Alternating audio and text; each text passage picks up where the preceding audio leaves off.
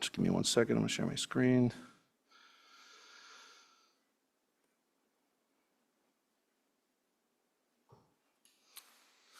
Excellent.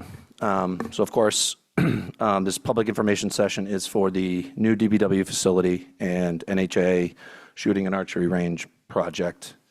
I will first, there we go. First start with a quick agenda for the evening. We'll start with some quick introductions, project overview.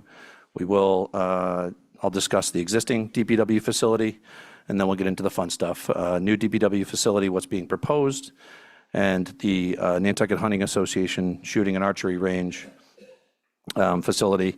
Quick look at the project timeline, and then we'll open it up for questions and comments. Just want to know, I'm sure you guys will have questions and comments along the way. Please hold them till the end. If you are in the room and you want to speak, as always, come to the mic because it is a hybrid format. And for those of you online, just raise your virtual hand, and then we can call on you for your question or comment. So just to start, my name is Drew Patnode. I am the Director of Public Works for the Town of Nantucket. I'm Steve Holgate, President of the Nantucket Hunting Association. And with me tonight is John Como from Weston & Sampson. He is the project manager and lead architect on the new DPW facility project. We also have Kelly Durfee-Cardoza from Avalon Consulting, who is handling the permitting for the joint project. And online is John Lemieux, our owner's project manager for the DPW facility. So quick project overview. As I mentioned, it's a shared development that's proposed for 1 Shadbush Road. In blue on the screen, you can see the new DPW facility site plan, and in yellow is the Nantucket Hunting Association Shooting and Archery Range. Permitting is underway for this project through Natural Heritage and MIPA, and we've also started the permitting process locally. We're very excited about this project. It has a plethora of really great community benefits, which we will highlight throughout the presentation. So as far as permitting for this project, the 1 Shadbush Road site is a 27-acre parcel. It is priority habitat for a moth species that is protected. As such, Natural Heritage requires a 2-to-1 mitigation ratio for any development on this parcel. Any mitigation land must also provide habitat for ideally the same moth species, which has proven to make off-site mitigation near impossible to find. So the on-site mitigation option that remains is to develop 9 acres and put the other 18 acres of this 27-acre parcel into a permanent conservation restriction. And so just to highlight what that looks like on the 27-acre parcel, the DPW site is 7.9 acres, and the NHA site is 1.1 acres adjacent to the DPW. Just want to first start by mentioning who the DPW is and what is it that we do. I've had the pleasure of speaking with a lot of civic groups over the last year and a half of being the Director of Public Works, and I feel like people are always surprised to hear all that we do as a department. And I like to say there's certainly not a lot that we don't do. We operate, maintain, and improve the town's critical assets and provide public services, including, but definitely not limited to, public roads, sidewalks, multi-use paths, trees and vegetation, parks and rec facilities, public buildings and grounds, concessions, facilities, employee housing units, vehicle and equipment fleet maintenance, parking lots, signs and pavement markings, beaches, sorry, I lost my spot, solid waste management and recycling programs, bridges, mosquito control, accessibility services, snow and ice operations, cemeteries in support of special events, amongst other things. We assist nearly every town department in their day-to-day activities, and we coordinate regularly on emergency response, everything from motor vehicle accidents to fires, and of course, storm events. So I want to highlight some of the deficiencies of our current facility, and I'm not going to take as much time as I did in September when I presented for the Select Board. But going back to 2017, at the time, a new facility was identified as being necessary for operation of our department going forward. At 2018 annual town meeting, there was an appropriation approved for a feasibility study, subsequent site selection, and preliminary design of a new DPW facility. Almost all of the buildings at our current 188 Nantucket Road site were built or moved to the site in 1978. They're well past their useful life and are very much undersized for what we do every day. The island, I don't have to explain this to anybody here, has grown both year-round population and summer population dramatically in the last 47 years, and thus so have our responsibilities as a department. There is no indoor storage for fleet vehicles, equipment, or materials. Indoor workspaces are limited and congested. It's frankly an unsafe and inefficient working condition, both indoors and outdoors. We do a lot of work outdoors. And for example, our office building is full and we're not even fully staffed. Our facility could not be further from code compliant or energy efficient. There's a couple of visuals here to help highlight the state of our current DPW facility. I don't expect many people to be familiar with our facility or individual buildings. The big takeaway here are the numbers in the top right corner. We essentially have 8 buildings. Some of them, it's a little generous to call them buildings, scattered about the site. And in total, there's about 21,000 square feet of indoor space. As I mentioned, there is no indoor storage for fleet vehicles and equipment. So they're all stored outdoors. The theme of this slide is rust for sure. On the bottom left, you can see our salt spreaders, for example. They cook in the sun all year long.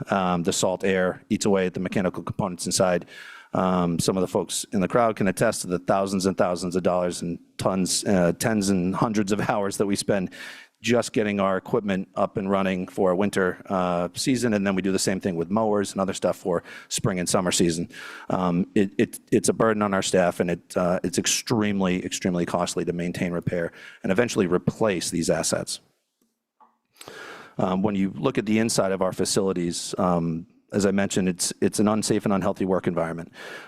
Poor indoor air quality, nothing is code compliant, and the congested spaces and lack of clearance in these work areas leads to our inability to satisfy OSHA regulations. We recently had a consultation with OSHA. Massachusetts is now an OSHA state, and so they came out and reviewed our facility and our operations. And the big takeaway from that was a lot of the things that they suggested in a report that we correct are directly attributed to the facility that we work in. Lack of appropriate storage space, near doorways, overhead areas, in front of electrical panels, for example. We simply do not have enough space to operate in a safe manner. You can also see here in the middle on the bottom is our lines and sign shop. That's actually located at 2 Fairgrounds Road next door. So as you can imagine, it's not exactly efficient to have a division within our department located halfway across the island. We also have limited and very much makeshift storage spaces.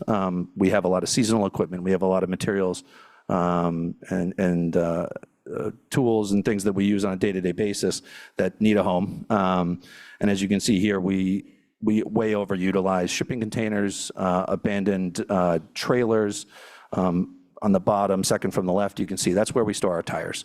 It's a considerable walk from the central fleet garage to a trailer full of tires that you would then have to climb up into to get at the tires. In the middle on the bottom, you can see the green benches that are scattered around downtown. We make every one of those by hand, and we need a place to store them. What's challenging about this is that these storage spaces are also full of expensive equipment. Next to the green benches on the bottom, the open containers where we store mowers in the off season. As you can imagine, even though they're quote unquote indoors, very much still get weathered, and they take a beating from Mother Nature, even though they're kind of undercover. And then lastly, we have, frankly, some substandard employee facilities. Our staff works day and night and weekends at times. We spend a lot of our lives at our jobs. And as you can see, these are the facilities that support the employees that work for the Department of Public Works. We don't really have adequate training space. It's frankly hard for me to even address my staff. About 2/3 to 3/4 of my staff don't even have town emails. So to get the word out about a presentation like this takes a lot of word of mouth, and even that is an inefficiency that I believe should be corrected. I have heard people, ask, why can't you stay where you are? Why don't you just build where you're currently located? This begins to highlight why that's not feasible. The yellow outlined area is our current DPW facility. Clearly a pretty haphazard shape that's developed over the last 47 years. And as you can tell, even from this aerial, it's pretty congested. We have material storage, equipment, scattered sheds, and other buildings. And we're kind of tripping over ourselves already. We certainly can't grow inwards. And on this slide, you can see in green and blue, the mapped, GIS mapped DEP wetlands. And to the south, you can also see the edge of the landfill active cell 3A. So it's really, we're really unable to grow outwards beyond the footprint that we've already kind of maxed out in Nantucket. So like I said, the size and shape of the available land at Nantucket is just not suitable for a facility that's needed to support a community like Nantucket. There's also a significant additional cost if we were to rebuild in Nantucket rather than somewhere else. And part of that reason is that responsible planning and design efforts would require that the existing site be raised, but also all the existing utilities and infrastructure would need to be reconstructed. The other big thing is that to rebuild where we're currently located would require temporary facilities to relocate our operations for years. That comes at a very high cost, and I'm not really sure where we would even be able to achieve something like that, especially specifically for Central Fleet, for example, who has vehicle lifts, fluids, and other things that are really, really near impossible to relocate while construction would be going on in Nantucket. As I mentioned, there's wetlands around, so in order to maximize the site, you're kind of talking about filling in wetlands, even if you were able to get that permitted. At the end of the day, rebuilding in Nantucket doesn't improve our proximity to most of the island, and it would disrupt our operations throughout construction for many years. At the end of the day, rebuilding in Nantucket would yield a lesser facility for more money, and I don't think anybody would disagree that that's what we try to avoid as a community. We don't want to spend more money and get less for it. So over the years, a couple different sites were evaluated, and the town had settled on relocating the DPW to 1 Shadbush Road. It's a 27-acre town-owned parcel, totally undeveloped site. It's located in the industrial park, which is also great because it's essentially what the industrial park was made for. These types of operations, these types of buildings, utility companies and contractors that we work with day in and day out. It's very much centrally located. It's outside a coastal flooding area, a future flooding area, outside Zone 2 Wellhead Protection District. And one of the other big things is the continued operations at our existing site while this new facility is being built. So what are the benefits of a new DPW facility? First and foremost, number one is increased lifespan, reduced maintenance, repair, and replacement cost of DPW assets. The reason I included the photo on the right is that's a front-end loader that the airport has that they store indoors. It is as old as me. I met with them recently, and I was incredibly jealous. I said, are you guys planning on replacing it anytime soon? They said, well, I don't know, maybe in the next couple of years. We're planning on replacing a loader that's half that age next year. They are hundreds of thousands of dollars. And so, I was, like I said, very jealous because we're fairly desperate to replace equipment constantly. We had $1.2 million worth of vehicles and equipment appropriated at last town meeting, and we have some substantial asks at this upcoming town meeting. And I'm sure you would agree, it would be best if we avoid constantly doing that year over year. Additionally, a new facility will allow us to be compliant with codes and regulations. We would absolutely see improved operational efficiencies and emergency response. As I mentioned, the ability to improve our training programs and with that employee morale and safe and healthy interior environments for our employees is critical. And lastly, we're planning on designing, or we have been planning for and designing a facility that doesn't meet the demands of today's Nantucket, but also of tomorrow. These next couple slides just begin to highlight and give you a glimpse in comparison to the previous slides that I showed you with photos, what a modern facility would look like. Clean, safe, efficient, better for the environment, ample storage for millions of dollars of equipment, and even our day-to-day stuff and seasonal things. And we would also be leaning on some renewable energy aspects of the design that we'll get to in a moment. Again, you can see there's a wash bay that would extend vehicle life by getting the salt and other corrosive materials off of our vehicles and equipment. And of course, storing them indoors is incredibly beneficial. But the training abilities that we would gain and safer work environment, the importance of that really can't be understated. And then lastly, the code compliant fluid storage is just an example of something that thankfully we haven't had an issue with to date, but there are codes and regulations for a reason. Somewhere else there was a catastrophe, a disaster, someone got hurt, or the facility burned down or something like that. It's important that we make corrective action before something like that happens here, rather than after an incident, for example. As I mentioned, a new facility, there's also some beneficial environmental considerations. This would essentially be a fossil fuel-free municipal building. Other than a generator and a fuel island for our vehicles and equipment, we would be leaning pretty heavily on renewable energy production. It's a pretty substantial size building, so we're planning to maximize the rooftop square footage with a solar installation, and then heat and cool the facility with a geothermal network. And the return on investment from an energy standpoint is really positive for not only our department, but for the taxpayers. Just as a small example, I realized recently that we spend $10,000 a month all winter to heat just the central fleet garage. The low energy use over the lifetime of the facility will help offset the cost, the capital upfront cost, but also by doing solar and geothermal and other things, we are eligible for Mass Save and Inflation Reduction Act rebates, which, again, just to offset that upfront capital cost is very much a positive. We're obviously designing this facility and the site with effective stormwater management. And at the end of the day, perfect timing for Vince Murphy, the town's sustainability manager, to walk in.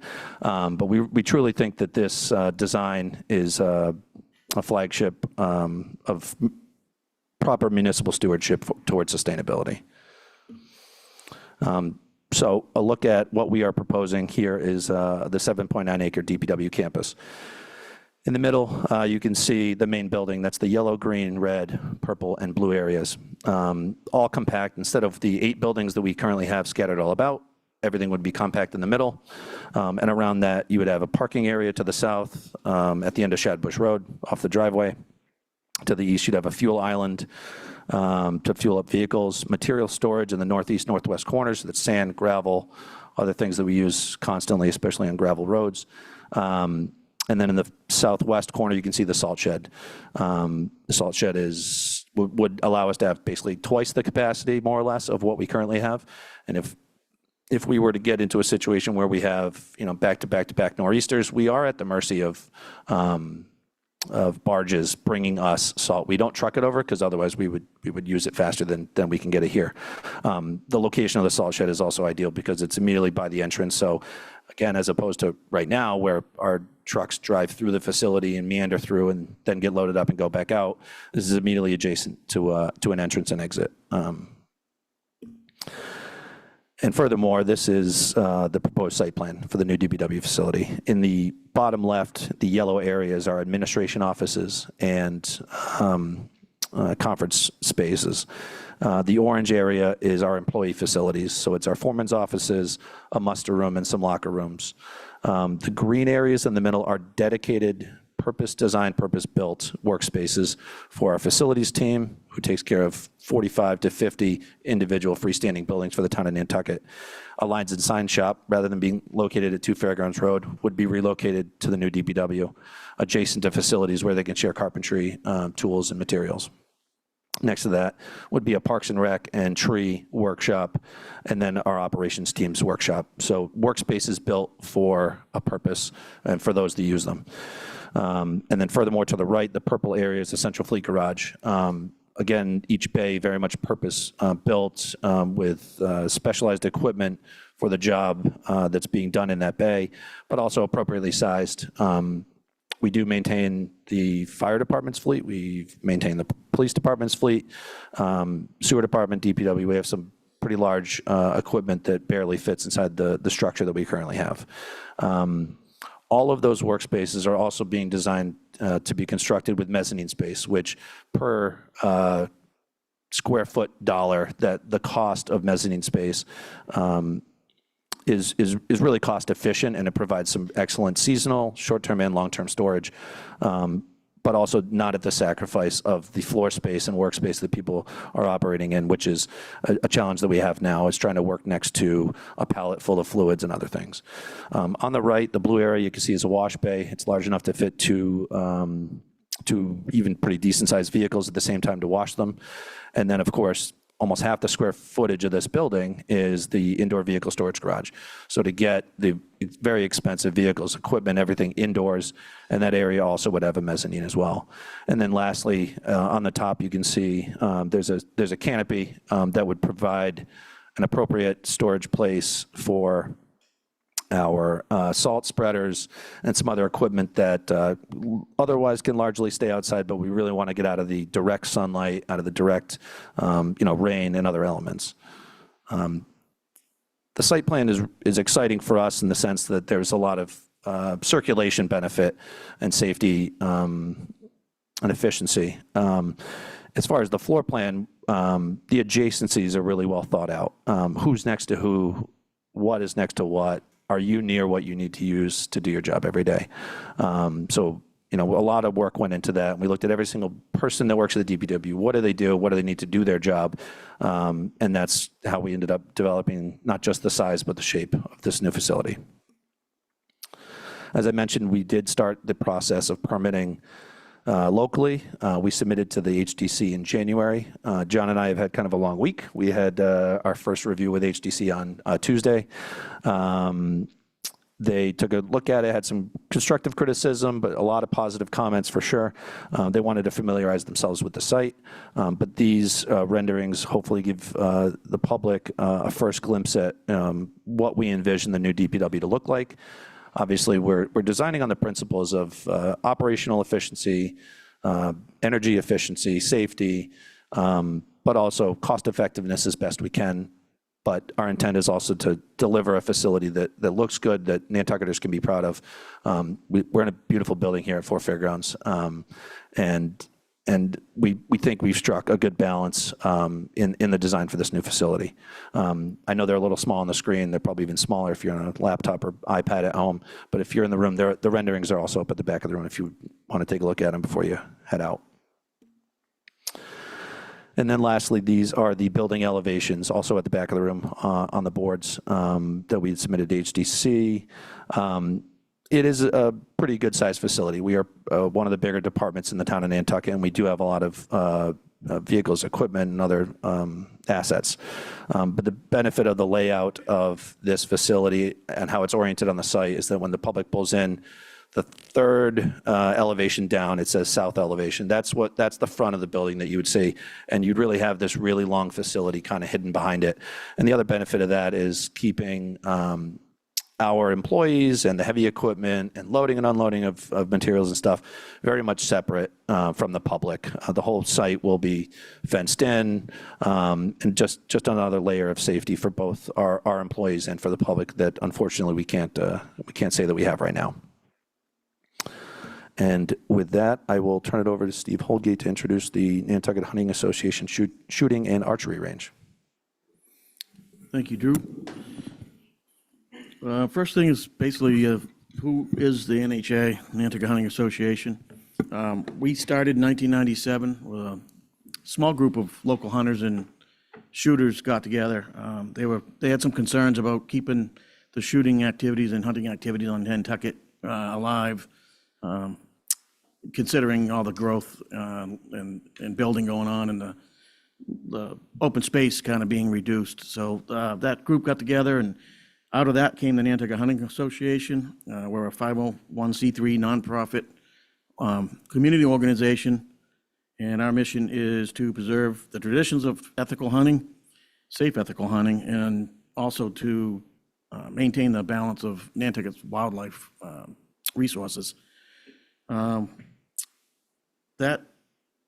mission is basically training and education become a big part in order to maintain that mission.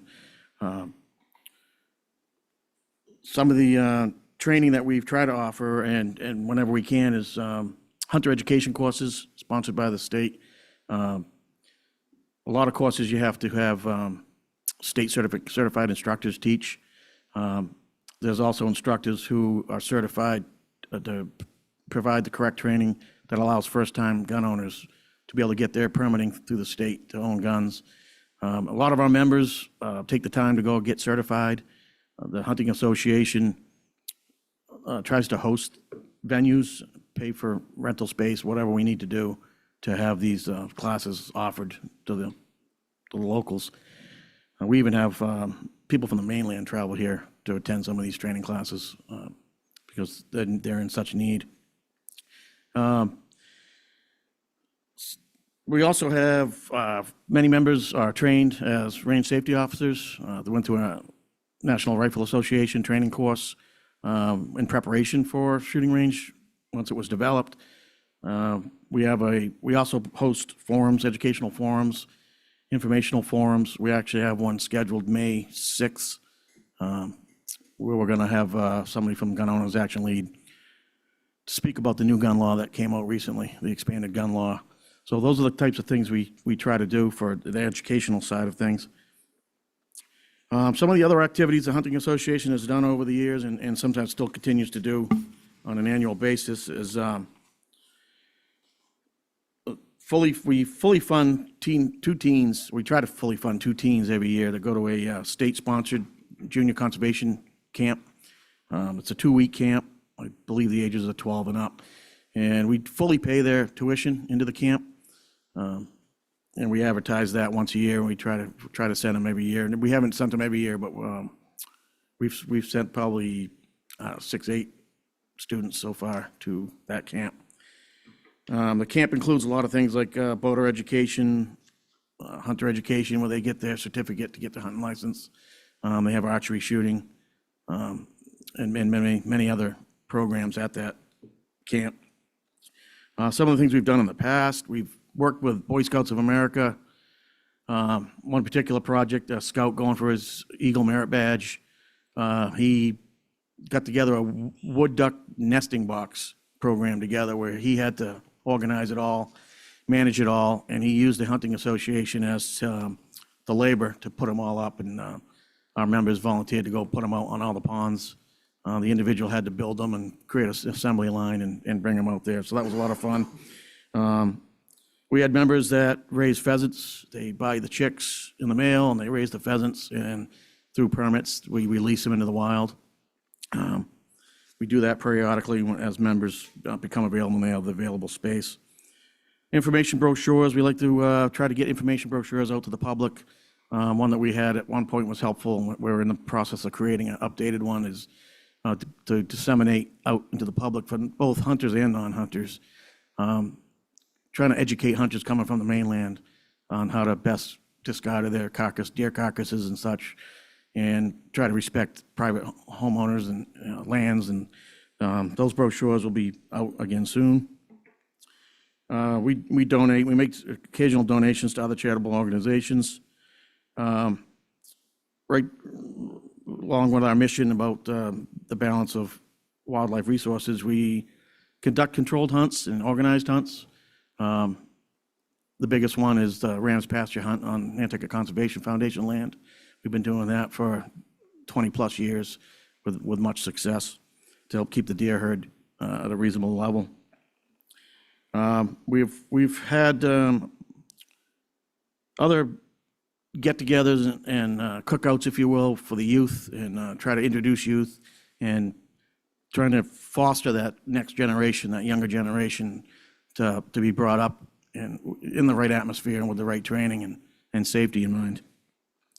One of the things we did in the past, which we were kind of proud of, was we refurbished the old Kennedy bunker out of the old Navy base. We used to rent that from the town, and that was our meeting house. And that's where we had a lot of our cookouts and picnics, and had youth shoot BB guns and archery. We no longer reside there, but we'd like to get back to having those types of programs. So having a place we can call home would help conduct those activities again. So the development of a shooting range has been something we've been trying to do for 20-plus years. It's been a long struggle. We think this joint project is finally going to be that thing that gets us over the top and gets us over the heading towards success. The one thing training, a lot of the training that we have done in the past and our volunteers have done in the past is pretty much all classroom training. There's not any live fire training because we really don't have a place to do the live fire training. There used to be some informal places out in the moors where you could shoot, but to bring a classroom out there, in the sand and the dirt and it just was not feasible. So to have a good, safe, clean, formal range is very, very needed in this community. That pretty much sums up who we are and what a range would do. The other alternate to going to a range is traveling to the mainland. It could be expensive, as everybody knows, getting on the boat, making a day of it, renting a car. It takes people away from the shooting sport, and you don't go as often, and then pretty soon you fall out of that sport. So to keep that alive here on Nantucket is key. And one of the big benefits to the community is law enforcement training. We have Coast Guard folks here. We have the state and local city police. They have to qualify and they have to shoot often. Right now they have a small range. I would say it's inadequate. This range will be open if they're there to train for legitimate law enforcement training. We're offering that to them for free.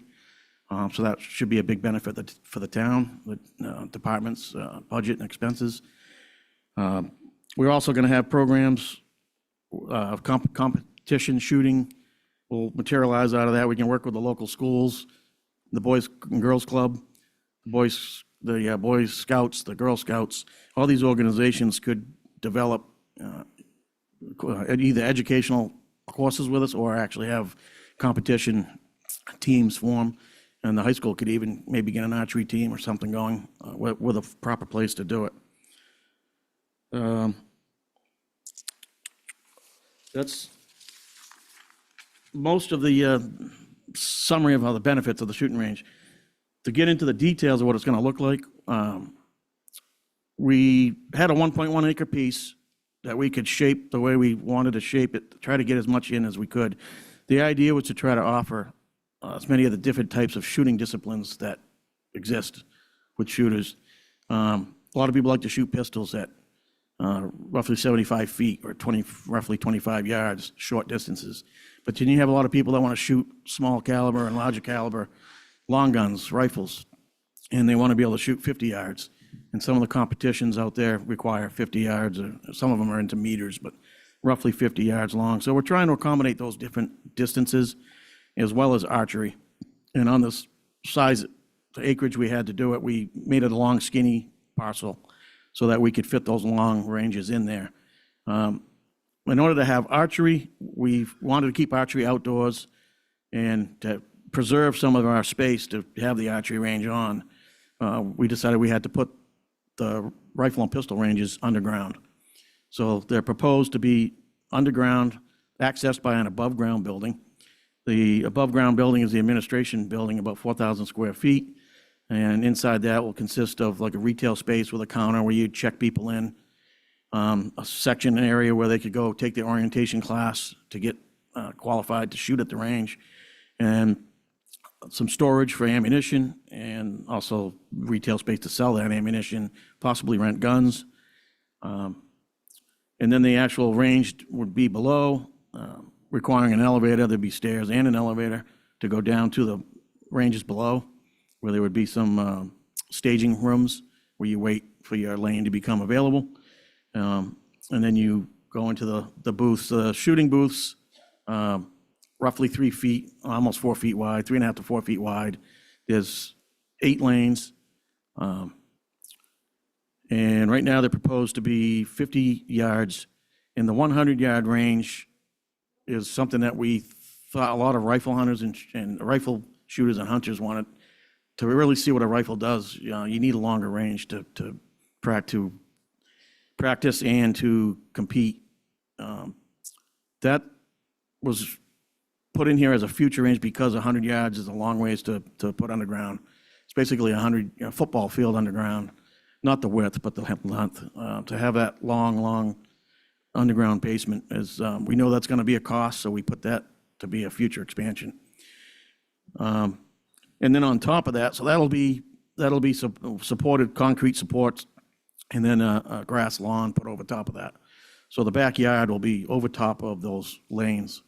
And then down at the end of those lanes, we've got some buildings above ground to help house the exhaust fans for the ventilation required in the downstairs ranges.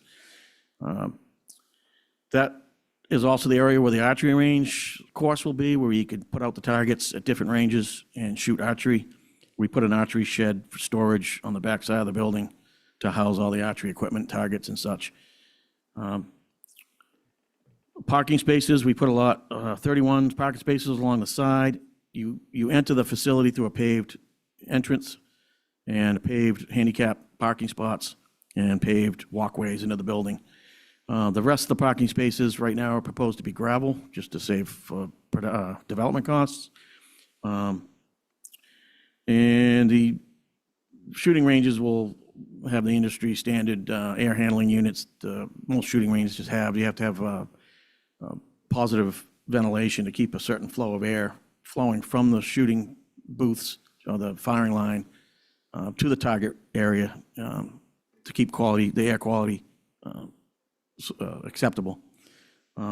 The target area has bullet trap devices that catch the bullets and store the bullets, and then we would hire industry vendors that would come in on a periodic basis and mine that lead out of those bullet traps, and it goes away as recycled material. And those are also possibly accessible from the top, through those top buildings, from the surface level down to the basement below. And what else do we got? We have areas the media outside back of the building. We plan to use for fundraisers too, so you could have your picnics and your cookouts again, and have, whether it's fundraisers or fun archery things for kids, whatever the programs are that we come up with. In on-site stormwater management, we'll have to have our own stormwater drains and places for the water to go. That big long basement area is impervious surfaces, so there'll be some stormwater systems to take care of the water flow. The buildings inside, like I mentioned, the retail space, there's a elevator, a common area. Right now there's 2 bathrooms. They're both handicap accessible, men and women's, and doors out to the back, elevators down. And then above we have a studio apartment. As everybody knows, housing is a challenge here on Nantucket. We're going to have people running this range, managing this range, so we're hopeful that will help keep employees or managers staffing this place if they have a place to live. And the stairways up to the apartment, there's 2 on each side, and they're both covered stairwells to keep the stairs out of the weather. And that way you have two means of egress and egress. And it's pretty much a studio apartment. The exact layout of the kitchen and everything is to be determined, but thank you. The elevator and stairs bring you down below. And I apologize for the small size. You can find these on the website as well. The ranges down below, you'll have a general gathering room, staging room, where you can, with benches, like countertops along the walls, where you can open up your gun cases, get your guns ready. And then you go in through a double door airlock, if you will, for soundproofing, and go into the shooting booths and pick your lane, whatever lane you're assigned to, and your targets. We have a target retrieval system on there to retrieve your targets electrically. That's pretty much what the bottom floor will look like, and hopefully enough room for a classroom as well. We're gonna have a classroom for basic instruction, so We'll probably rent that space out to instructors that want to hold classes in there. They charge their own fee, and we just get a piece of it for a rental fee.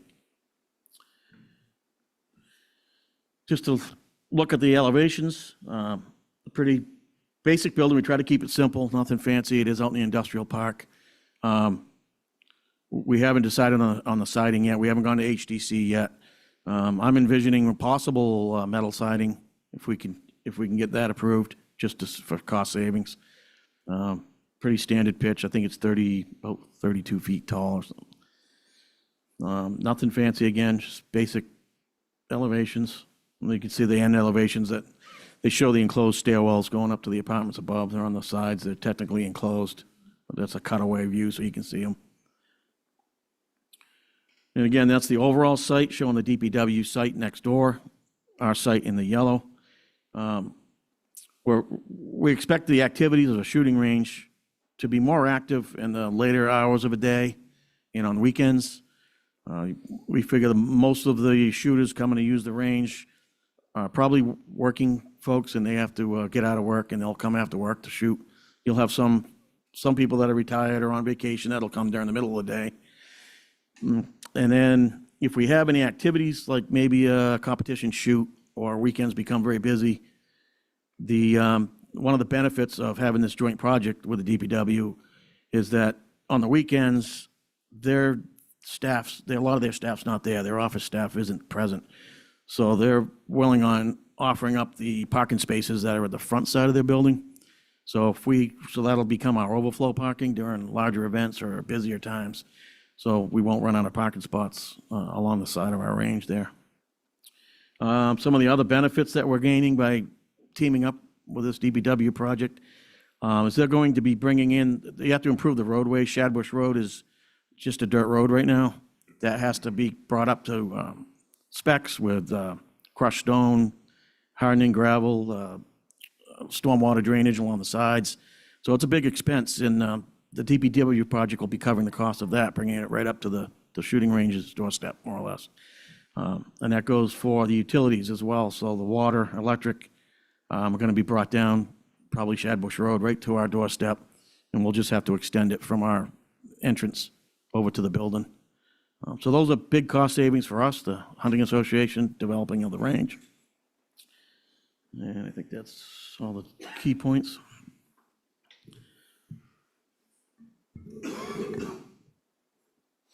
Thanks, Steve. Yeah, and I would just add to that, we talked about wastewater management. There's no sewer in the area, so we are, excuse me, preparing the site to have a shared septic system, which will be located on the DPW area and long-term maintained by the Department of Public Works. And then lastly, just real quick, wanted to go through a timeline and highlight some of the things that have been completed. Going back a number of years, 7, 8 years now, DPW feasibility study and site selection was completed. We finished schematic design last spring. We are smack dab in the middle of our design development phase. As I mentioned, we are in the process of permitting through MIPA and Natural Heritage and locally as well.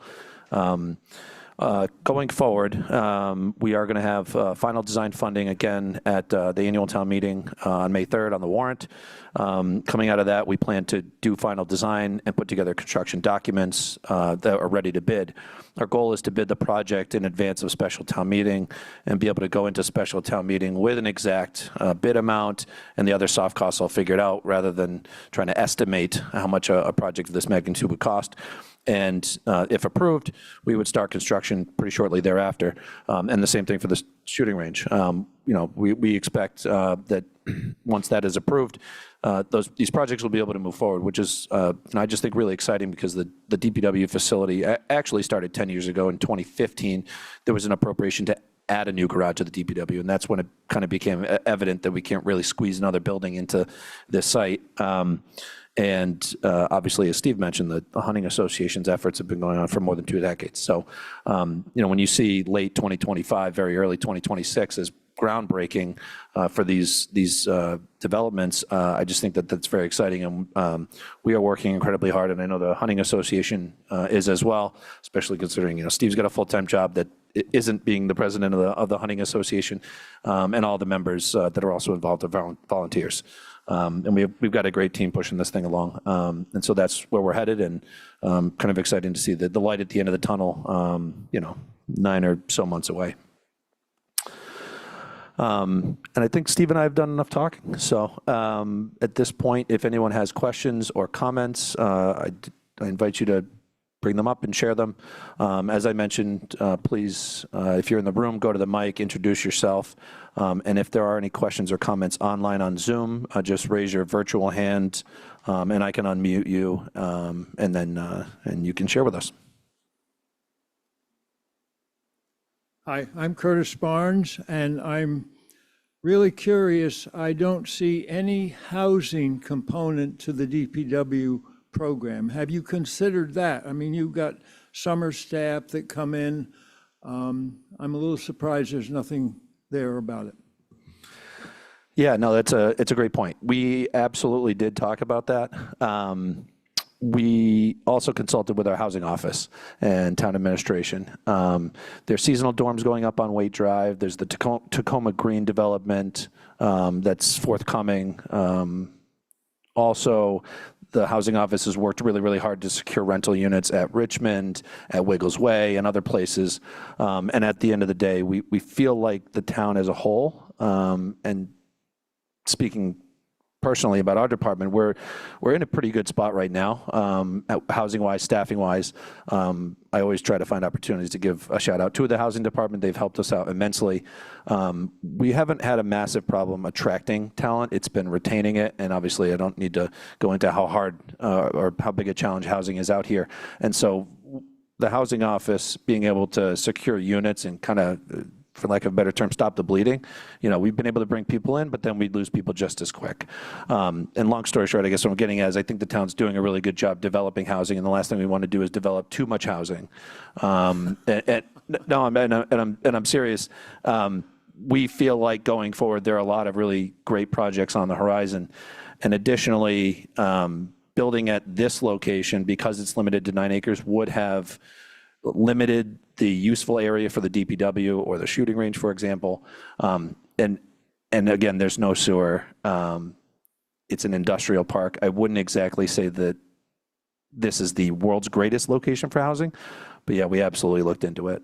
And that's not to say appreciate that, but the lifeguards are getting summer housing, and I hope you're really considering that, because you do have seasonal employees that come in. We do, absolutely. Okay, well, just want to bring it up. I never heard housing in the whole component. Yeah. Thank you. No, we certainly looked into it. We do struggle with housing, just like every department and private business out here on Nantucket, for sure.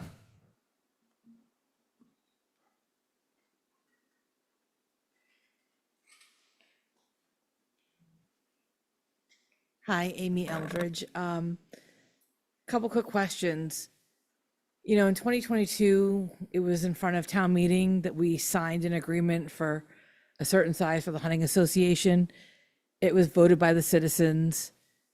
2 years later, I see the new DPW feasibility study come up, and I asked at town meeting, why does this address seem very familiar? Because we agreed 2 years earlier for the Hunting Association, and now it's being brought up that the DPW needs to be out there. I understand that whole point, but my concern is if these two items are tethered together, and as I've read in the current, if one doesn't happen, the other doesn't happen, the voters are a little upset with the cost of the DPW and the cost of the Island Home this year that's coming up. There's a lot of money being asked for out of this community.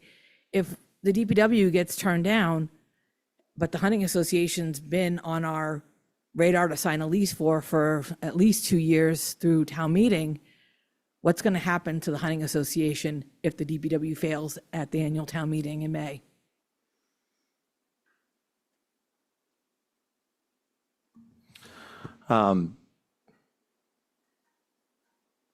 Sure, if you want to take it, absolutely. So I've been involved with the. Can you please introduce yourself? Oh, I'm sorry, Brooke Moore, Chair of the Select Board. Thank you. Sorry. I'm not used to being on this side of the table. I've been in all of the meetings around this conversation around the change in the use of the site at Shadbush Road. And I think I need to acknowledge, as I have with Steve and the other members of the Hunting Association who were in meetings with me weekly for a year and a half, that, yeah, it's the rug got pulled out. I get it. And circumstances change in the town, needs change, and the only thing we can't make more of is land. And sometimes we have to shift the priorities of how we use the real estate that we have as a community. Your question about timing has come up, and I think we can't commit to the siting and moving forward with the Hunting Association facility without it being tied to a joint development plan for the property for a couple of reasons. One, we would have this skinny thing in the middle of the property and it would constrain other uses. And the other is we're doing an environmental application jointly. So that permission to move forward with development is based on the joint thing.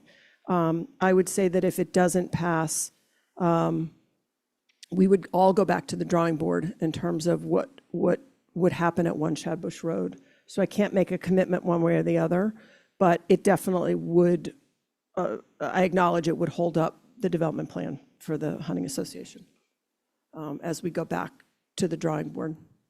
But we're hopeful that the community will see the value in the DPW facility as it impacts virtually every single one of us every day. And I, you know, for me, the compelling thing is really the working conditions for the folks who touch our lives every day. It's long overdue. And we did the full analysis of 2 other sites, you know, including keeping it out at, and for all the reasons that Drew indicated, that just wasn't viable. And then we looked at the property over by the Delta Fields, and the cost of that was crazy because of the FAA requirements for market rate leasing. And it would have just made it even more expensive. And this site really ended up being the most cost-effective location for the new DPW site. And then it has, you know, operational efficiencies as well in terms of location and being in the area that it's in, it fits. And so sometimes these decisions are less ideal than we would want them to be, for sure. So.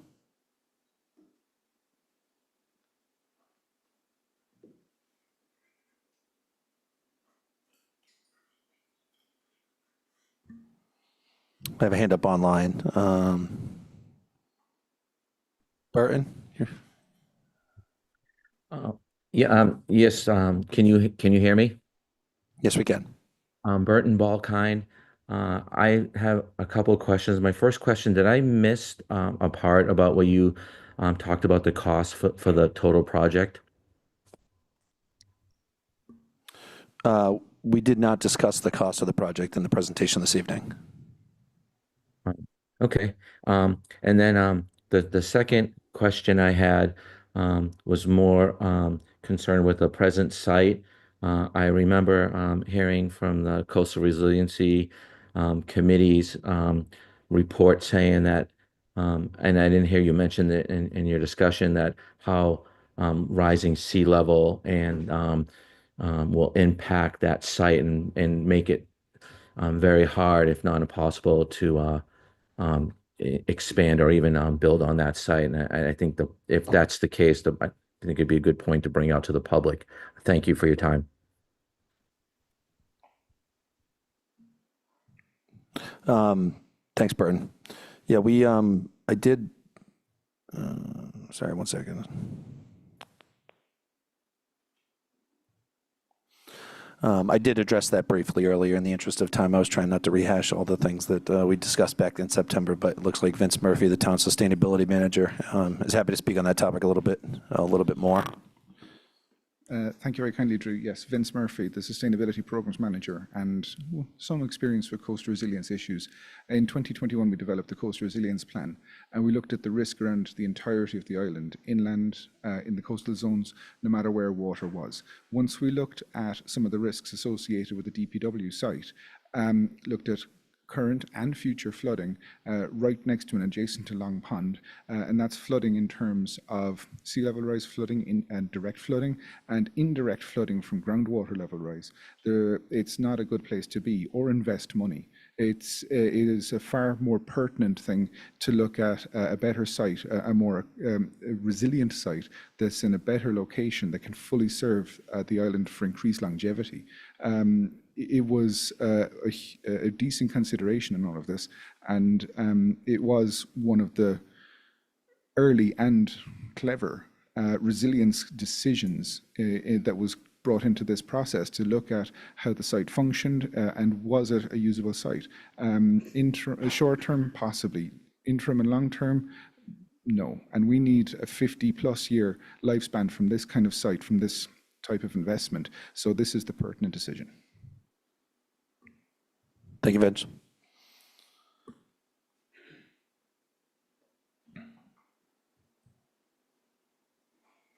I don't see any other hands up online, but I'll give it a couple moments, or if anybody in the room wants to come to a mic.